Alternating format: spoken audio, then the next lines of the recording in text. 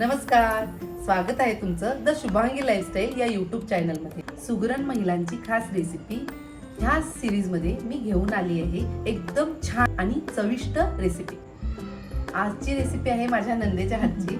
ही dish Kolhapur, Sangli, Satara ह्या भागात खूप स्पेशल आहे, खूप फेमस आहे. प्रत्येक धाब्यावर, प्रत्येक घरात तुम्हाला कोणी पाहुणे आले, कोणी आलं तर ही रेसिपी तुम्हाला मिळणार आहे खायला.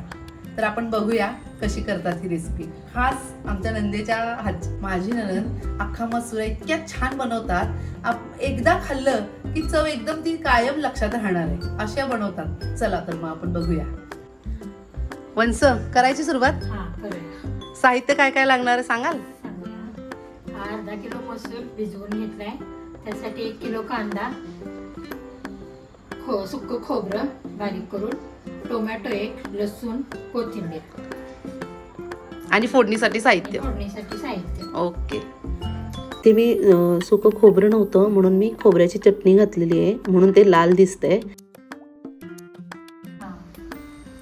तेल घालूया फोडणीसाठी.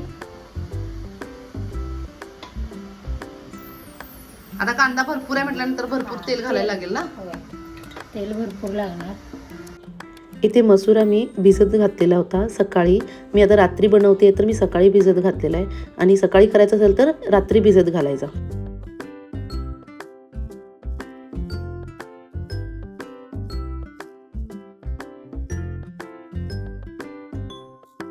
फोडणी टाकूया. मोहरी, जिरं,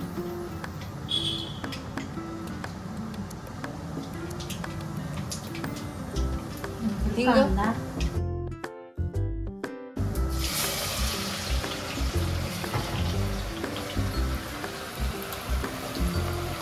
एवढा सगळा कांदा लागणार. मेन ह्याचा कांदाच जास्त लागतो ना, त्याच्याशिवाय त्याला चव येत नाही ना. ते स्पेशल हेच आहे ना, कांदा भरपूर घालायचा आहे.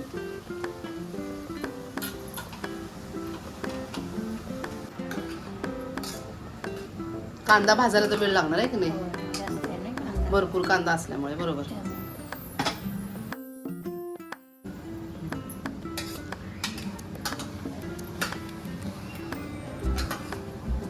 कांदा चांगला भाजू दे. कांदा भाजलाय थोडा. यात आता टोमॅटो टाकूया.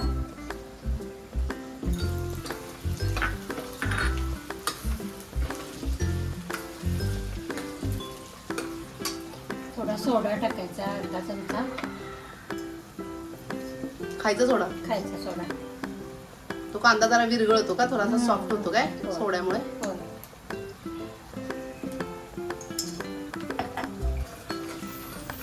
सोड्यामुळे भाजीची कन्सिस्टन्सी एकदम चांगली होते. कांदा वेगळा, भाजी वेगळी असं होत नाही. एकदम कन्सिस्टन्सी छान होते. असं दिसते काय, सोडा घातल्यावर जरा विरघळायला लागलाय काय कांदा. हा, सॉफ्ट झाला एकदम.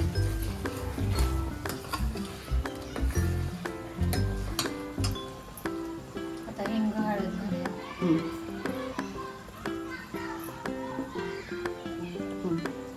आता थोडा हिंग घालायचा. हिंग आणि हळद घालायची थोडी.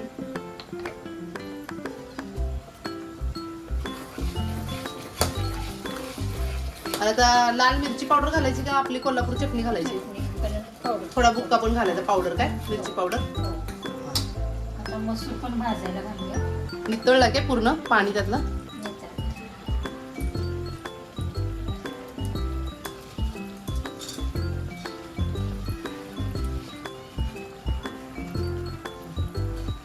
यात थोडा वेळ आपण मसूर भाजायचा कांद्याबरोबर.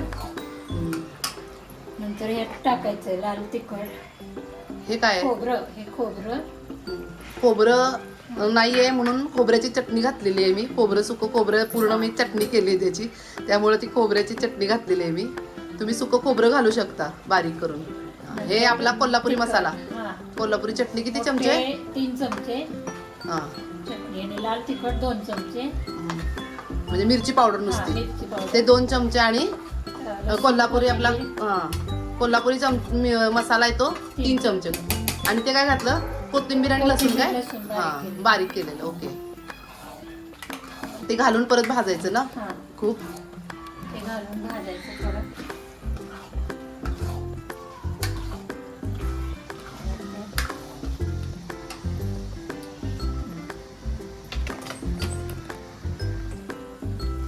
आता यात आपण शेंगदाण्याचं कूट पण घालायचं 2-3 चमचे.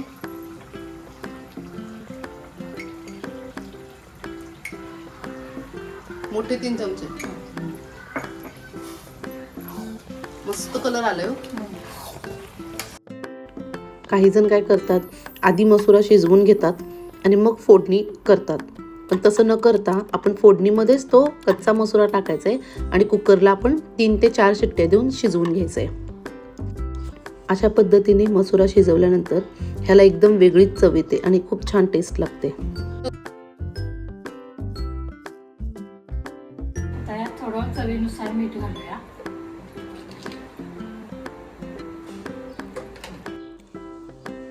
आता कुकरचं झाकण लावून ह्याला 4 शिट्ट्या देऊन आपण मसुरा शिजवून घेऊया. आता कुकर झालेला आहे. आता आपण उघडूया. 4 शिट्ट्या झाल्या ना. 4 शिट्ट्या झाल्या. वाव, मस्त शिजलाय एकदम. किती छान दिसतंय, एकदम टेम्पटिंग वाटते हा. बरोबर झालं.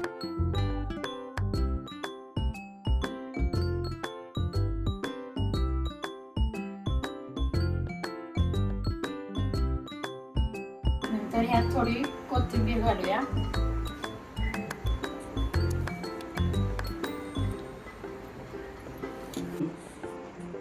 हे पूर्ण झालेली आहे डिश.